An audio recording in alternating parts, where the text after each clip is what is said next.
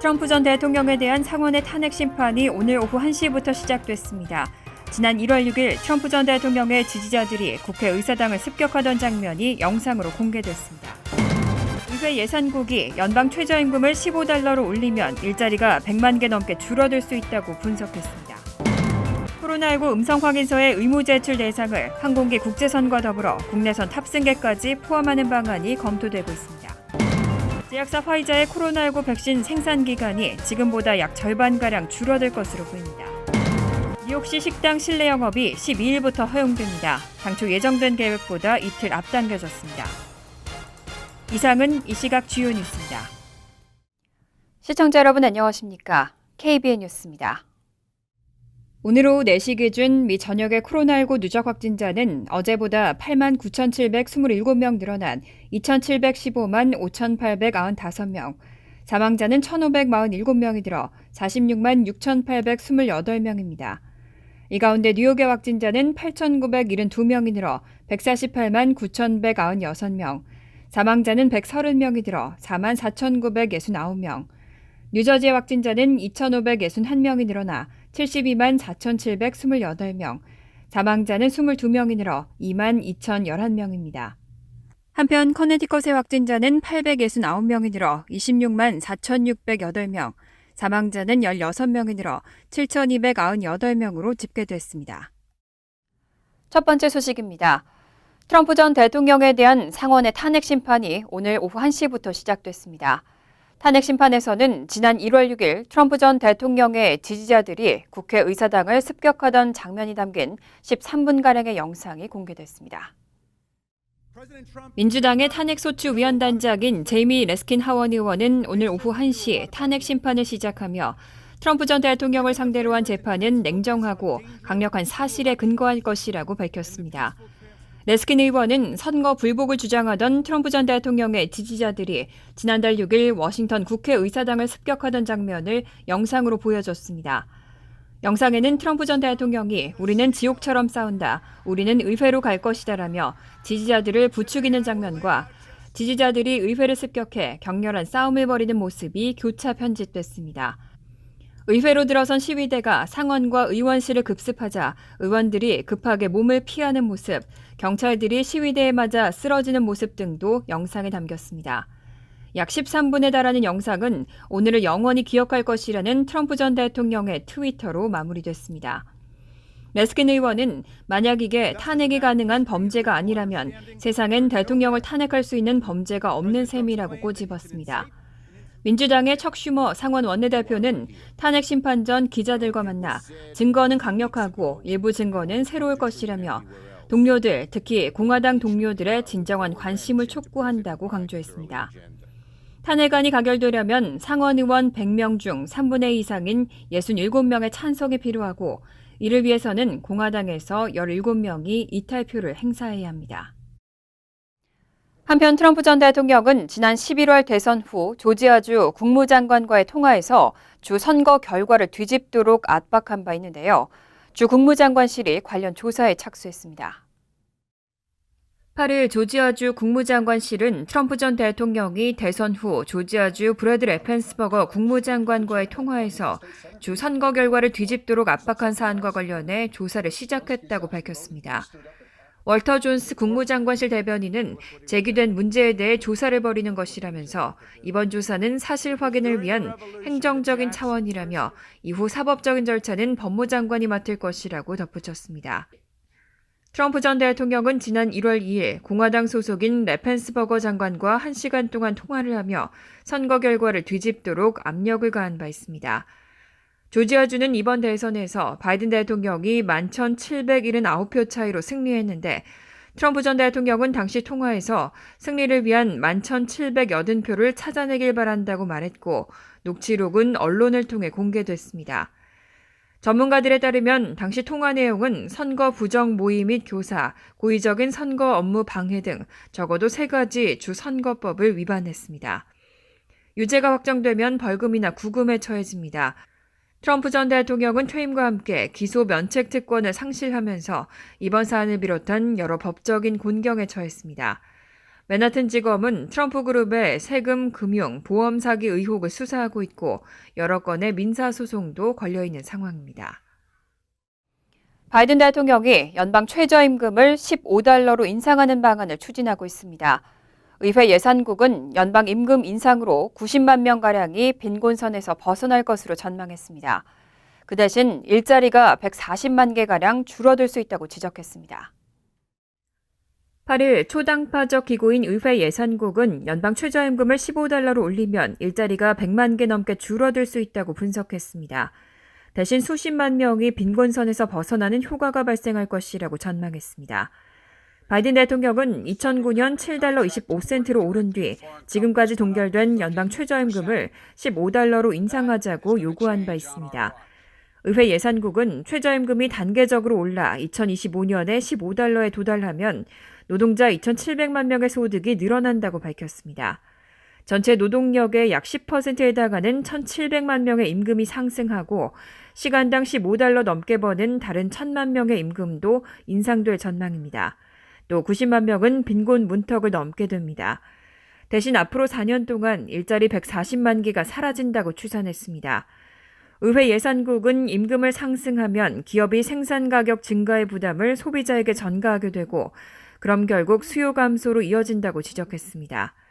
그렇게 되면 고용주는 결과적으로 상품과 서비스를 더 적게 생산할 것이고 이는 모든 임금 수준의 고용을 줄이는 경향이 있다며 젊고 덜 교육받은 사람들이 이런 고용 감소에 불균형적인 영향을 받게 될 것이라고 짚었습니다. 현재 미국에 입국하는 국제선 탑승객들은 의무적으로 코로나19 음성 확인서를 제출해야 하는데요.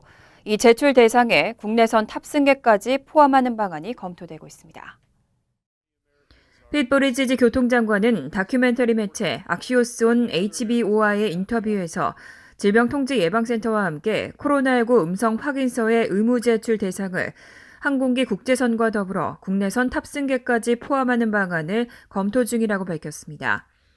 부리지지 교통장관은 이런 방안에 대해 활발하게 논의 중이라며 데이터와 과학, 의학, 실무진의 조언에 따르게 될 것이라고 전했습니다.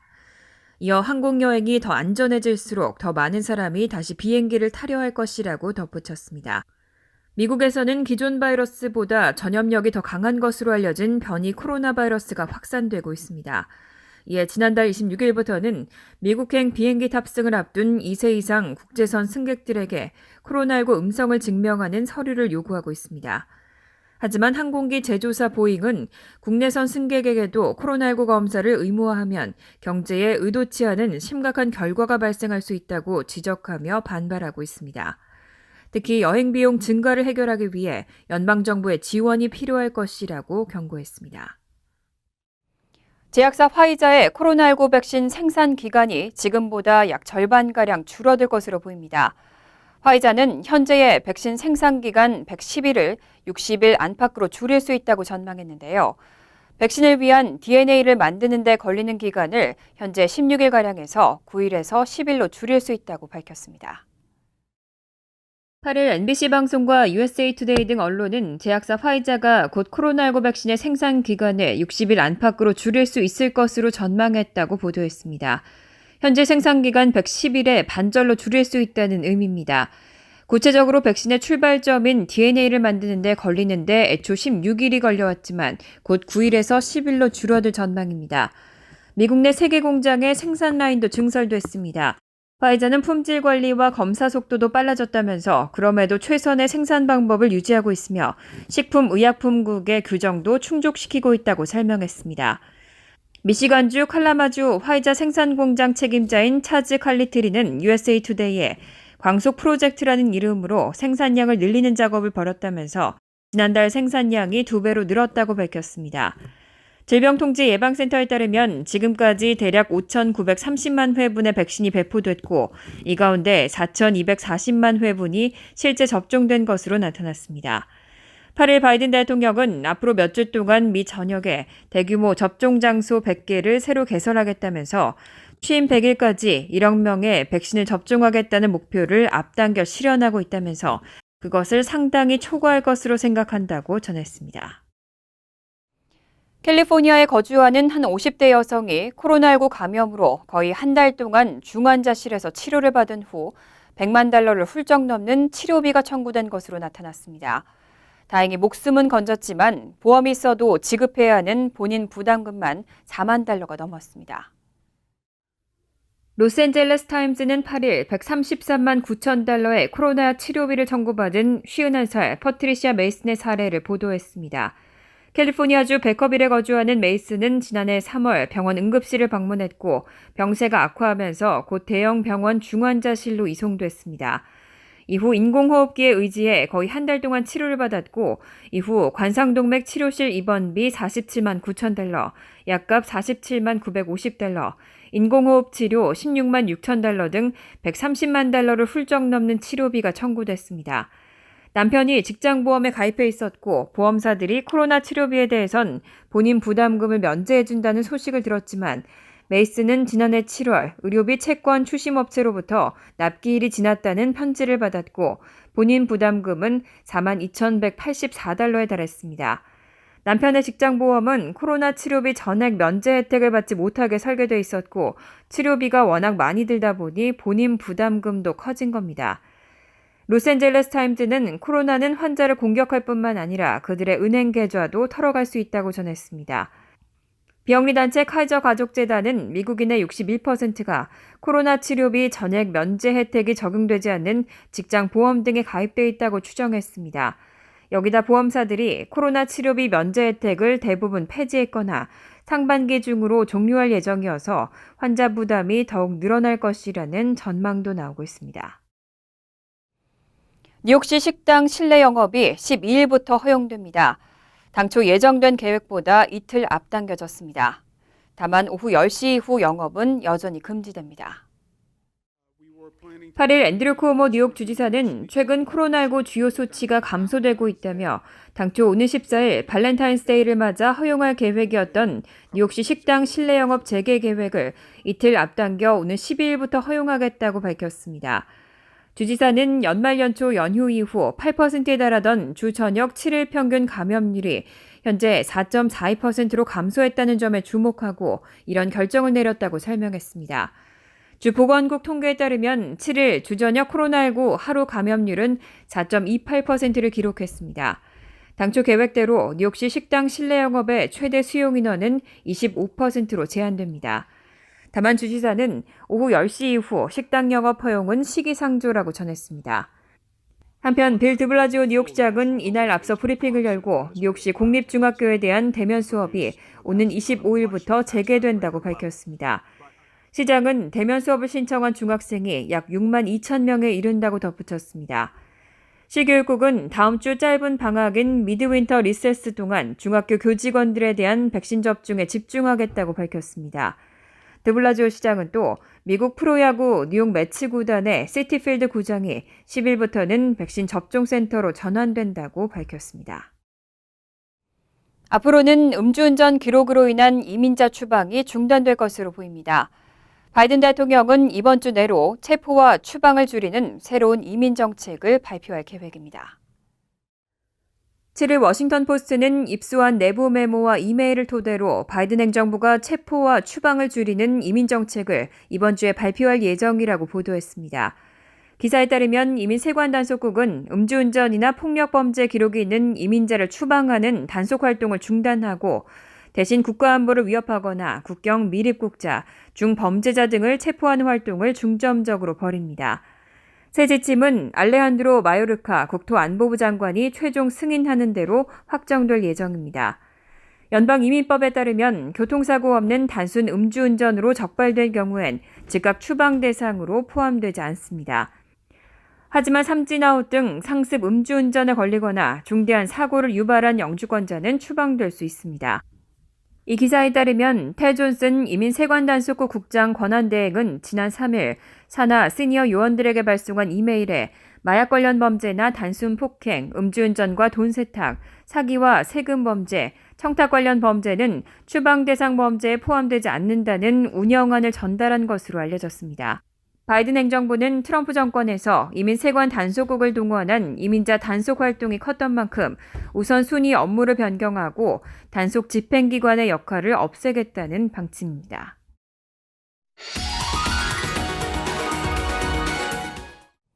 이어서 LA 지역 한인사회 소식입니다. 미 전역에서 코로나19 돌연 변이가 무서운 속도로 확산되고 있습니다. 캘리포니아주에서는 자체 변이까지 퍼지고 있는데 LA에서도 재감염 위험이 높은 변종 바이러스가 나올 가능성이 제기됐습니다. 김재은 기자가 보도합니다. 외국발 변이 바이러스의 미국 내 유입 사례가 총 700건 가까이 확인됐습니다. 이 중 영국발 변이 감염 건수가 가장 많은데 지난해 말 첫 확진 사례가 보고된 이후 열흘마다 확진자가 2배씩 늘어나는 셈입니다. The immediate concern that we have is that the fact that we have the 117 in certainly a considerable number of states reported with a number of people, that modeling would tell us that it could become dominant by the end of March. 오렌지 카운티에서도 오늘 영국발 변이가 처음 확인됐습니다. 확진자는 해외 여행력이 없고 다른 확진자와의 접촉 여부도 확인되지 않아 현재 감염 경로는 불분명한 상태입니다. 캘리포니아주에선 외국발 변이 외에 자체 돌연 변이도 퍼지고 있어 비상입니다. 캐리20C로 명명된 변이는 현재 주 전체 확진자의 4분의 1을 차지할 정도로 급증했습니다. 변이가 계속 확산하고 있는 만큼 LA 지역 자체 변종 발생 가능성까지 제기됐습니다. LA 시더스 사이나이 병원은 현재 감염자들의 혈액 샘플을 조사해 변이 확산 여부를 관찰하고 있습니다. And we've since detected that Cal20C strain, so this local California strain, kind of in neighboring states, and also it's now started to spread across the country. Hence our report really being timely to try and get people aware of the strain and starting to investigate it along with us. 문제는 일부 임상시험에서 변이의 심각한 재감염 위험이 확인됐다는 점입니다. 재감염 원인에 대해선 연구가 더 필요하지만 자연 감염을 통한 면역이 변이 바이러스에는 통하지 않을 수 있다는 게 연구진들의 설명입니다. 연구진들은 변이 바이러스의 재감염 가능성에 따라 미국 내 집단 면역 형성 시기도 늦어질 수 있어 신속한 백신 접종이 변이의 영향력을 최소화할 수 있는 유일한 방법이라고 강조했습니다. MBC 뉴스 김지은입니다.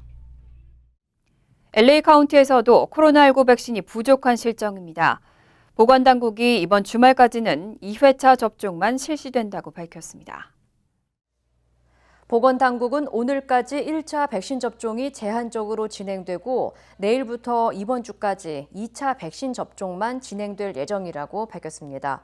2차 백신을 맞기 위해서는 반드시 1차 접종 기록을 제출해야 합니다. LA 카운티 슈퍼바이저들은 이번 주 안에 교육자, 식품업계 종사자, 긴급 구조원 등을 포함한 다음 백신 접종 대상을 논의할 것으로 알려졌습니다. 한편 현재까지 2회 백신 접종을 모두 마친 주민은 LA 카운티 인구의 3% 미만인 것으로 확인됐습니다. 간추린 소식입니다. 코로나19 대유행으로 지난해 3월 14일부터 문을 닫아왔던 로스앤젤레스 디즈니랜드가 1년여 만에 재개장합니다. 다만 놀이기구를 가동하진 않고 즐길 거리를 제공하면서 식음료와 기념품을 판매하는 제한적 운영에 들어갑니다. 켄 포트럭 디즈니랜드 리조트 사장은 개장 20주년을 기념해 직원들에게 보내는 편지에서 다음 달 중순부터 한시적으로 유료 개방을 할 예정이라고 밝혔습니다. 이번 조치는 캘리포니아 주정부가 최근 외출 금지령을 해제한 데 따른 조치입니다. 워싱턴주 의회가 억만장자들에게 1% 세금을 추가로 물리는 부유세 도입안을 발의했습니다. 대상은 10억 달러 이상의 재산을 가진 억만장자들로 이 법안이 발의될 경우 워싱턴주는 연간 25억 달러의 추가 세수를 확보할 수 있을 것으로 전망됩니다. 부유세가 도입될 경우 워싱턴주에 거주지를 둔 제프 베이조스 아마존 창업자는 연간 20억 달러, 빌 게이츠 마이크로소프트 전 회장은 13억 달러의 세금을 납부해야 합니다. 뉴욕 한국문화원에서 민족 최대의 명절인 설날을 맞아 전통 공연부터 영화 상영, 전시와 한식 요리 특강, 어린이 프로그램 등 총 6가지의 다채로운 한국 문화 행사 패키지를 선보입니다. 2월 한 달 내내 진행되는 이번 설 행사는 가족들과 함께 안전하게 즐길 수 있도록 모두 온라인에서 무료로 개최됩니다. 자세한 프로그램 정보는 뉴욕 한국문화원 웹사이트에서 확인할 수 있습니다.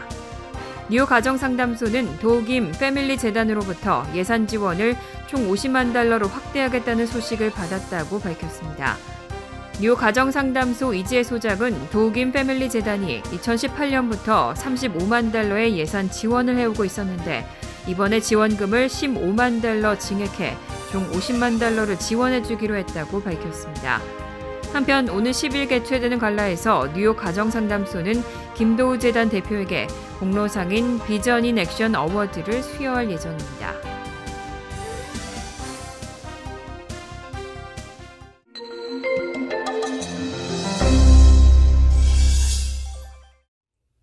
지난 4일 뉴욕 한인회장과 20일 희망재단은 최근 남편은 다리가 부러지고 아내는 교통사고를 당해 머리와 척추를 다치는 중상을 당한 김진수 씨 부부 아파트를 찾아가 각각 $2,000씩 총 $4,000의 지원비와 마스크, 손세정제 2상자를 지원했습니다.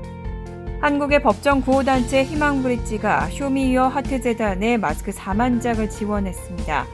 쇼미유어 하트 재단은 지난 3일 펠파 크리스정 시장 등과 함께 JFK 국제공항 터미널 1에서 무료 운송을 해준 대한항공 측으로부터 KF94 마스크 4만 장을 전달받았습니다. 지원받은 마스크는 지역 공립학교의 저소득층 학생들에게 도네이션할 계획입니다.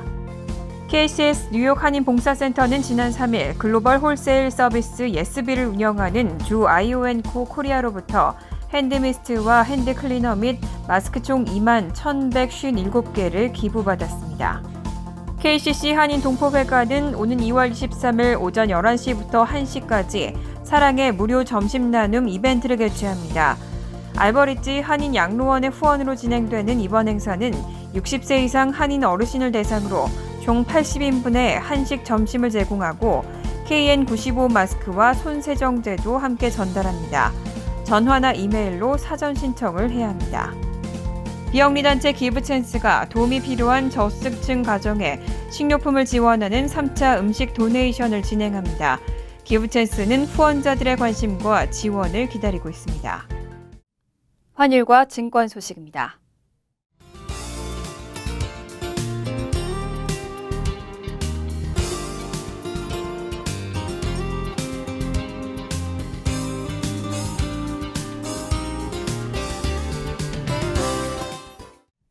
이어서 날씨입니다. 수요일은 때때로 구름이 많겠습니다. 낮 최고 기온은 35도, 섭씨 2도, 밤 최저 기온은 26도, 섭씨 영하 3도로 예상됩니다. 목요일은 흐린 가운데 때때로 눈발이 날리는 곳도 있겠습니다. 금요일은 구름이 많겠습니다. 이상으로 KBN 뉴스를 마칩니다. KBN과 함께 즐거운 저녁 되시기 바랍니다.